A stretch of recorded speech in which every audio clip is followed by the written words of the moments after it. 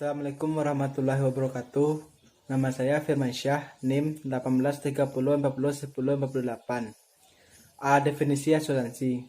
Kata asuransi berasal dari bahasa Belanda asurantie, tetapi di dalam bahasa hukum Belanda dipakai verzekering, sedangkan dalam bahasa Inggris disebut insurance. Kata tersebut kemudian disalin dalam bahasa Indonesia dengan kata pertanggungan. Menurut Mer dan Kamek, ada 3 aliran pemikiran tentang asuransi, yaitu 1. Aliran yang disebut dengan aliran transfer. Aliran ini memandang asuransi sebagai alat pemindahan risiko murni dari tertanggung kepada penanggung. Yang kedua, aliran yang dipelopori oleh Profesor Mer dan Kamek, yang mengabaikan aspek transfer dan lebih memusatkan perhatiannya kepada aspek teknik. Yang ketiga, aliran yang dimotori oleh Profesor Willett mencoba menggabungkan kedua aliran tersebut. Dalam aliran ini, asuransi didefinisikan sebagai alat sosial untuk penumpukan dana. Definisi resmi asuransi secara hukum di Indonesia disebut dalam pasal 246 KUH Dagang yang berbunyi, asuransi atau pertanggungan adalah suatu perjanjian dengan mana seseorang penanggung mengikatkan dirinya kepada seorang tertanggung dengan suatu premi untuk memberikan penggantian kepadanya karena suatu kerugian, kerusakan, atau kehilangan keuntungan yang diharapkan yang mungkin akan dideritanya karena suatu peristiwa yang tak tertentu. Asuransi atau pertanggungan adalah perjanjian antara dua pihak atau lebih dengan mana pihak penanggung mengikatkan dirinya kepada tertanggung dengan menerima premi asuransi untuk memberikan penggantian kepada tertanggung karena kerugian, kerusakan, atau kehilangan keuntungan yang diharapkan, atau tanggung jawab hukum kepada pihak ketiga yang mungkin akan diderita tertanggung yang timbul dari suatu peristiwa yang tidak pasti, atau untuk memberikan suatu pembayaran yang didasarkan atas meninggal atau hidupnya seseorang yang dipertanggungkan.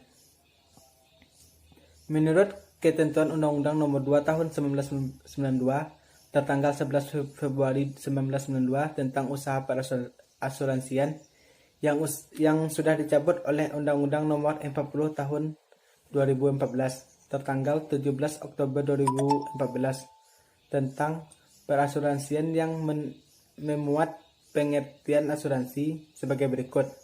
Asuransi adalah perjanjian antara dua pihak, yaitu perusahaan asuransi dan pemegang polis, yang menjadi dasar bagi penerima premi oleh perusahaan asuransi sebagai imbalan untuk 1.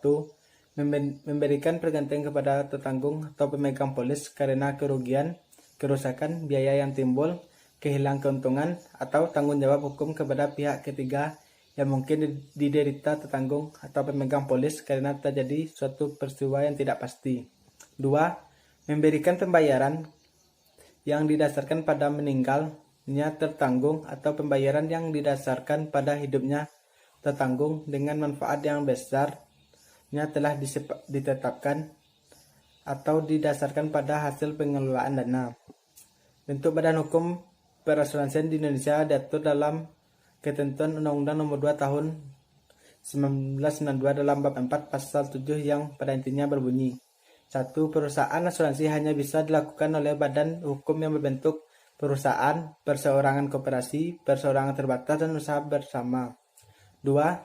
Dengan tidak mengurangi ketentuan sebagaimana dimaksud dalam ayat 1, usaha konsultan, aktuaria, dan usaha agen asuransi dapat dilakukan oleh perusahaan perorangan. 3. Ketentuan tentang usaha perasuransian yang berbentuk usaha bersama diatur lebih lanjut dalam undang-undang. Perkenalkan, nama saya Hania Salwa Rahmadani dengan NIM 1830401056. Saya akan melanjutkan presentasi dari rekan saya, yaitu mengenai manfaat asuransi dalam manajemen risiko. Asuransi itu berfungsi untuk menanggulangi risiko yang kemungkinan akan dihadapi dengan cara mengalihkan pertanggungjawaban atas risiko tersebut kepada pihak lain. Tanpa asuransi, kerugian pasti akan terasa berat, apalagi harus ditanggung secara keseluruhan. Dengan adanya asuransi, kerugian yang diterima akan lebih ringan karena ada pihak penanggung yang akan mengganti kerugian yang terjadi, tentunya dengan perjanjian awal yang telah disepakati. Manfaat asuransi yang pertama yaitu perlindungan risiko. Dengan memiliki asuransi, perusahaan akan lebih mudah melindungi bisnis yang sedang dikelolanya. Tujuan dari adanya asuransi, bisnis akan terlindungi dari berbagai risiko, gangguan, bencana, dan lainnya yang dapat menimbulkan sebuah kerugian finansial ataupun non-finansial. Yang kedua yaitu penggantian kerugian. Setiap resiko yang diterima pasti akan menimbulkan kerugian, baik itu kecil maupun besar. Dengan adanya asuransi kerugian besar dalam bisnis pun akan ditanggung oleh pihak asuransi. Dengan begitu, perusahaan dapat terus menjalankan bisnis tanpa harus memikirkan kerugian yang dialaminya. Yang ketiga, memberikan fondasi yang kokoh. Asuransi bukan hanya memberikan manfaat dalam hal jaminan atas perlindungan resiko bisnis, tapi juga bisa menjadi fondasi yang dapat memperkuat perusahaan itu sendiri. Dengan asuransi, perusahaan dapat lebih fokus mengembangkan bisnis tanpa harus memikirkan berbagai risiko finansial bisnis. Yang keempat, yaitu memberikan rasa aman dan perlindungan. Polis asuransi yang dimiliki oleh tertanggung akan memberikan rasa aman dari risiko atau kerugian yang mungkin timbul. Kalau risiko atau kerugian tersebut benar-benar terjadi, pihak tertanggung berhak atas nilai kerugian sebesar nilai polis atau ditentukan berdasarkan perjanjian antara tertanggung dan penanggung di awal tadi. Yang kelima, yaitu pendistribusian biaya dan manfaat yang lebih adil. Prinsip keadilan diperhitungkan dengan matang tentunya untuk menentukan nilai pertanggungan dan premi yang harus ditanggung oleh pemegang polis secara periodik. Dengan memperhatikan secara cermat faktor-faktor yang berpengaruh besar dalam asuransi tersebut. Selanjutnya, ada beberapa manfaat yang bisa didapatkan jika seseorang atau institusi itu masuk ke dalam asuransi. Yang pertama, asuransi mampu berperan sebagai penetralis risiko.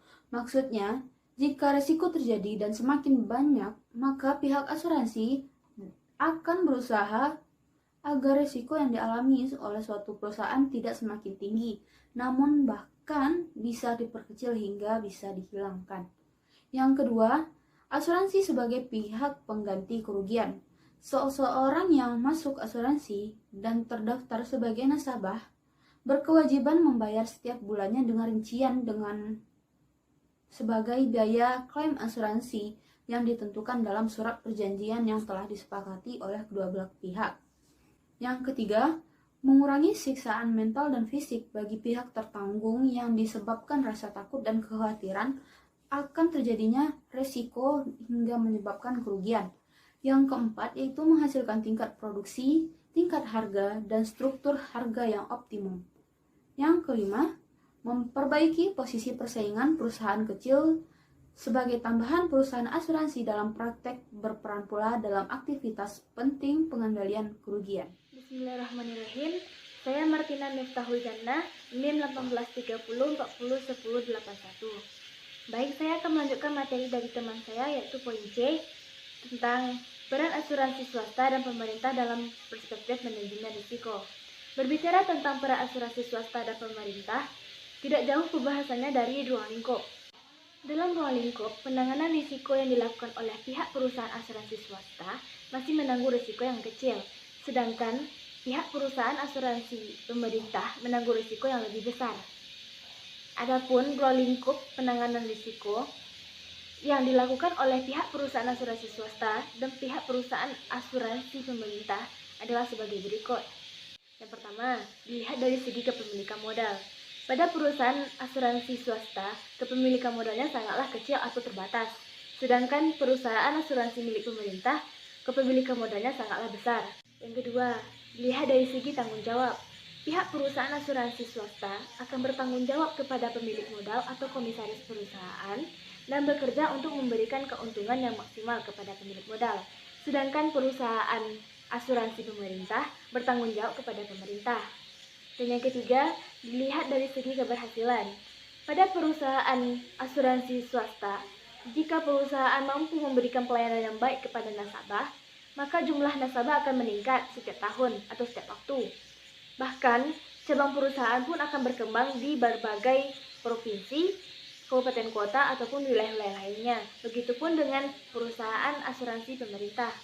Dan yang keempat, lihat dari segi produk.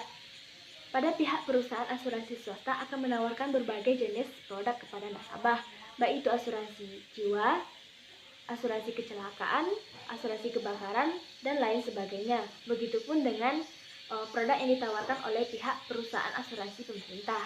Sedangkan dalam perusahaan asuransi pemerintah, dalam hal ini pemerintah secara khusus memiliki kewajiban untuk membantu dan menanggulangi setiap bencana, baik itu bencana alam maupun non-alam. Seperti pemerintah membantu LPS untuk membantu dengan menjamin uang nasabah tetap aman dan tidak akan hilang dan serta akan mengembalikan kepada pemiliknya. Itulah peran-peran dari asuransi swasta dan pemerintah dalam perspektif manajemen.